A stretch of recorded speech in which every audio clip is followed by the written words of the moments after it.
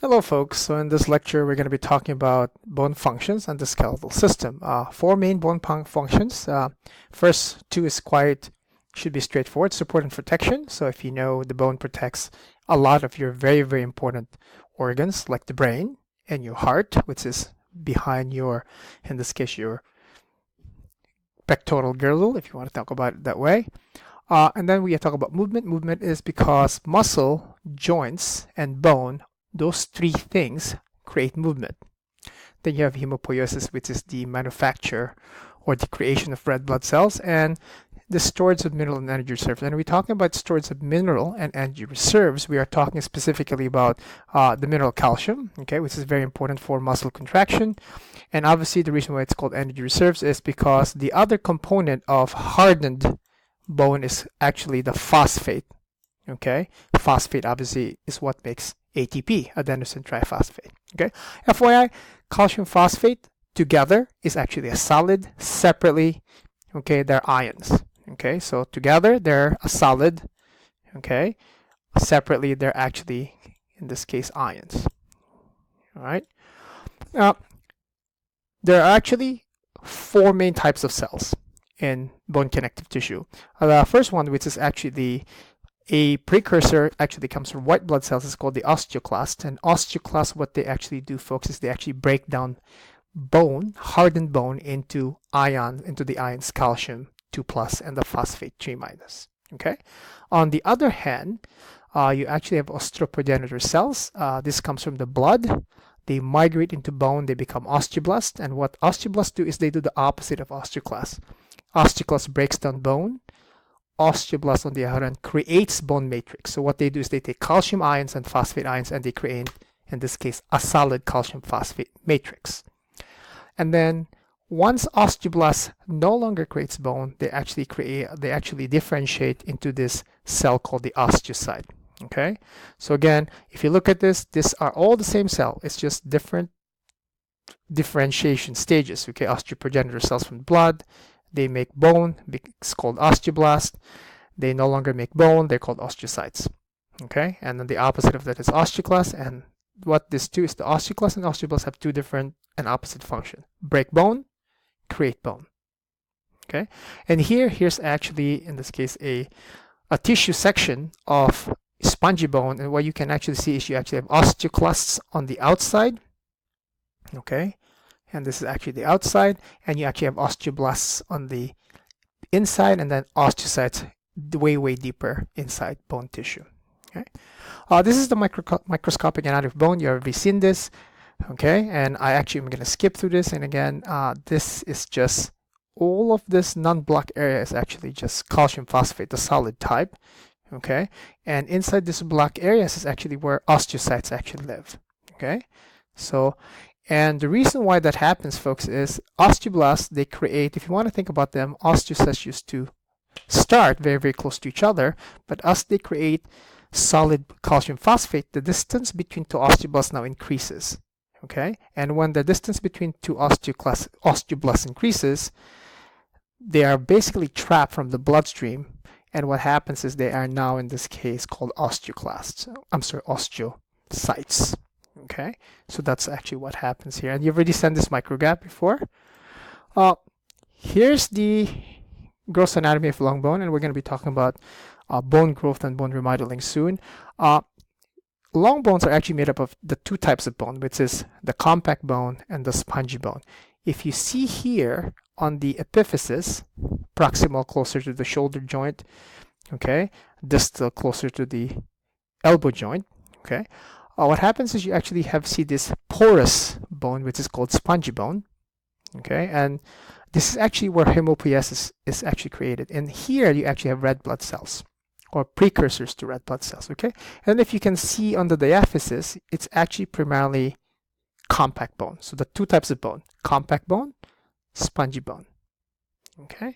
And then it's actually covered, bone is actually covered on the inside by two types of, in this case, very flexible connective tissue made up of collagen fibers called periosteum and endosteum. Right, and then obviously on the epiphysis you actually have articular cartilage, and what that does is it prevents, in this case, friction between two bones. Okay.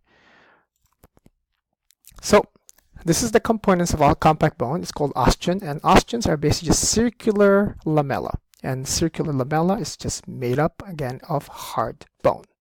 Okay. And if you can see here, you actually have central canals. Okay. And in the central canals, you actually have, in this case, have blood vessels and nerves traveling through those canals. And that's actually how you supply nutrients to the osteocytes that are trapped inside this, okay, inside this compact bone. On the other hand, if you look at it similarly in spongy bone, which is again the one that has a lot of holes, porous bone, it's the same thing. The only difference, folks, is the spaces between bone is much more wider than the spaces in compact bone. Okay, and you still have the same three types of cells: osteoblasts, the ones that make bone matrix; osteocytes, the ones that maintain bone matrix; and then you have osteoclasts, which breaks up bone matrix. And we're going to be talking about the function of those cells in the next slides. All right. How do you get long bones? The reason why your long bones, like your femur, the reason why you get taller, folks, is because of this thing called the growth plate. Okay?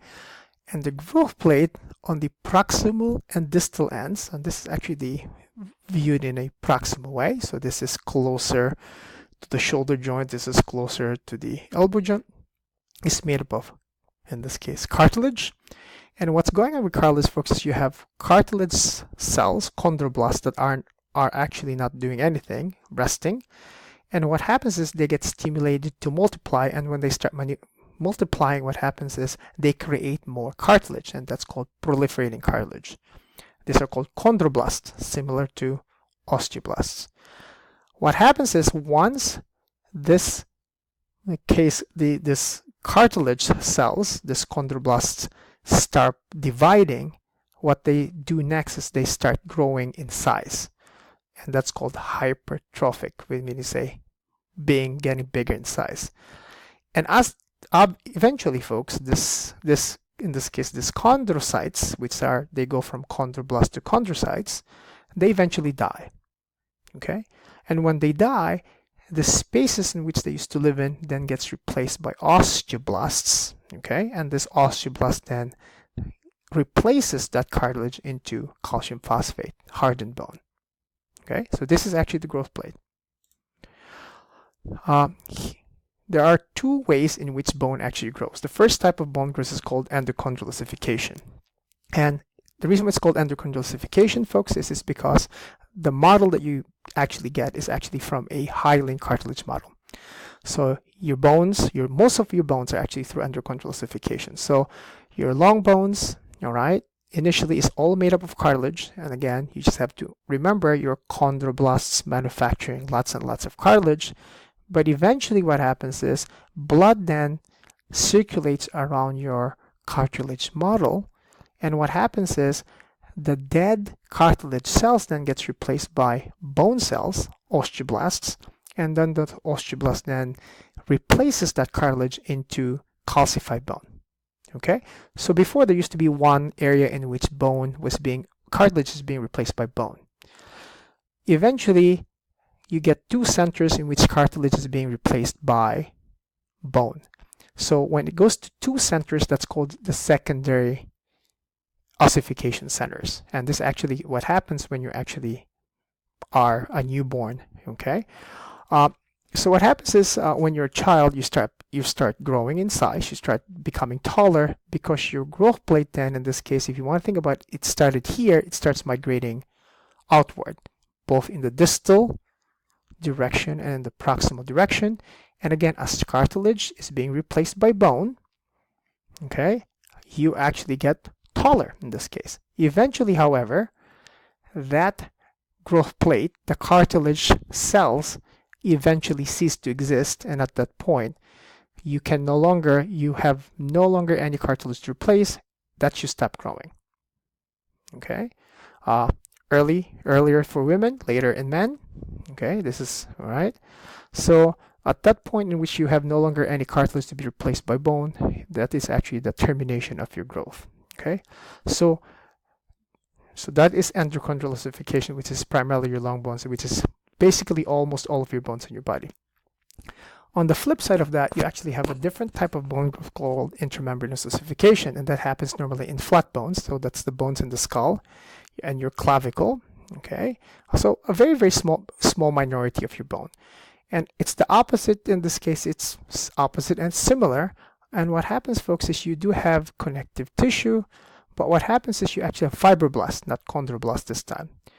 And the fibroblasts, they actually are the ones who differentiate directly into osteoprogenitor cells and into osteoblasts.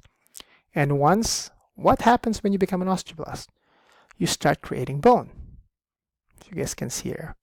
And as once you lose your ability to create bone matrix, you become an osteocyte. Okay?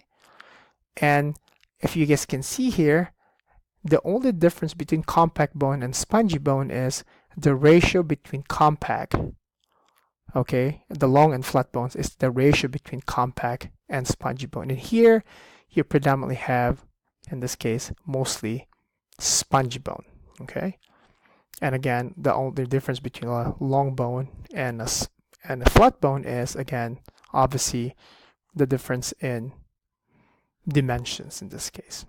All right, but it's the same thing. You have compact. All types of bones are made up of compact and spongy bone, and the spongy bone is, in this case, is penetrated by future red blood cells. Okay. So bone growth eventually ends, but bone remodeling continues as you are alive. You have to understand that approximately 20% of your bone gets replaced every year. And how does that happen? So let's say here, okay? So what happens, folks, is eventually, so you have to remember that there used to be osteocytes here. And osteocytes, what they do is they maintain the bone matrix. Well, what happens when an osteocyte dies? Well, when an osteocyte dies, you no longer have any cell to maintain this bone tissue. What happens to the bone tissue? It becomes very, very, very brittle, right? And so what happens is you have to break that old and defective bone up by osteoclasts. So osteoclasts, again, remember, folks, are white blood cells. And what they do is they secrete, in this case, chemicals that break up bone. Okay, so as you guys can see, they are breaking up bone in this case. Now, that broken up bone now, in this case, has to be replaced by new compact bone or spongy bone for either case. But what happens then is osteoprogenitor cells come in and they start creating bone matrix, then that they call osteoblast. And again, that becomes calcium phosphate, the mineral calcium phosphate. And then if you want to think about it, this process keeps going on and on.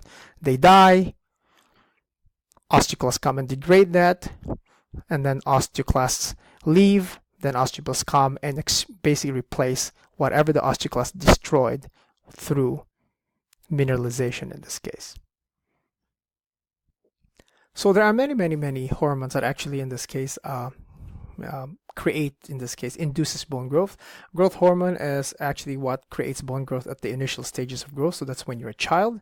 And then in your teens, your second growth spurt is actually triggered by sex hormones. All right. For your purposes, you don't really need to remember thyroid hormone or how does thyroid hormone and how does glucocorticoids actually affect bone growth.